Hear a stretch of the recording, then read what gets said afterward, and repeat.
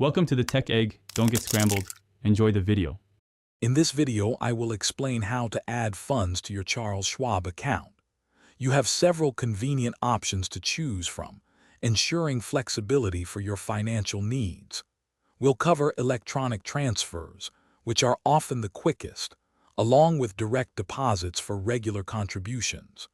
We'll also look at traditional methods like mailing a check or initiating a wire transfer. Understanding these choices will help you select the best way to fund your account efficiently and securely. Electronic transfers, or ETC, are a popular choice for funding your Schwab account. You can easily link your external bank account through the Schwab website or mobile app. Once linked, you can set up one-time or recurring transfers.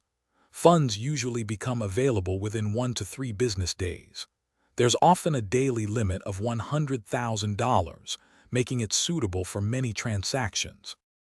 For larger amounts or specific situations, checks and wire transfers are excellent options. You can mail a personal check or money order directly to Charles Schwab. For very large or time-sensitive deposits, a wire transfer is often preferred. Be sure to obtain the correct wiring instructions from Schwab to ensure your funds arrive smoothly. While checks might take up to 5 business days to clear, wire transfers are typically much faster once initiated. Beyond electronic transfers and checks, you can also set up direct deposit from your employer, making regular contributions effortless. If you have investments elsewhere, transferring assets from another brokerage account is another viable option.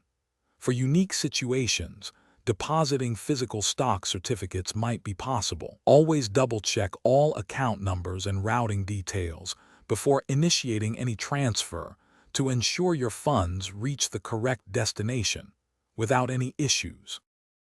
Thanks for watching. Consider subscribing if I helped unscramble your problems.